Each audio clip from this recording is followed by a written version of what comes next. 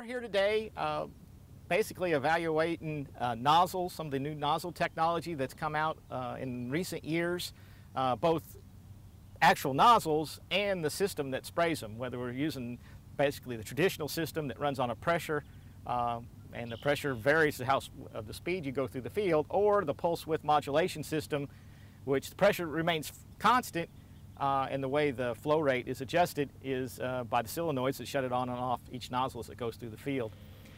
So we're looking at nozzles that basically do either very fine droplets or the very coarse droplets. And with the new Roundup Extend label being issued, basically there's only one nozzle on there, and that's the Turbo T-Jet induction nozzle.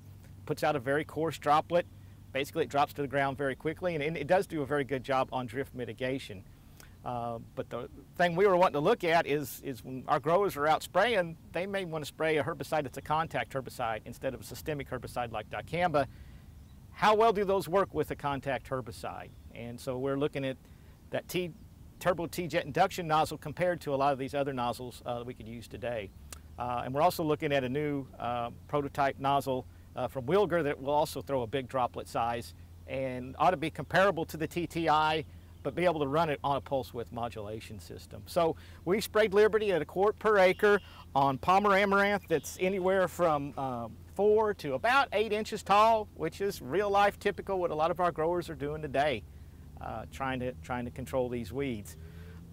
And what I suspect is kind of what we saw last year, where with these contact herbicides, nozzles that provide better coverage give better control, but we'll see. That's the reason we do the tests here today. But the bottom line is there's a lot of changes that have come along in application technology, really in the last decade now, both nozzle types and also the way they can be delivered to the field. And they have a lot of implications, not just for weed control, but for insect control and even for disease control as we go forward. And that's something we're doing here at the West Tennessee Research and Education Center, is evaluating these nozzle technologies. In 10 days' time, we'll come back here and we'll observe the results of this nozzle test using Liberty at 1 quart per acre on these Palmer amaranth that are around 4 to 8 inches tall.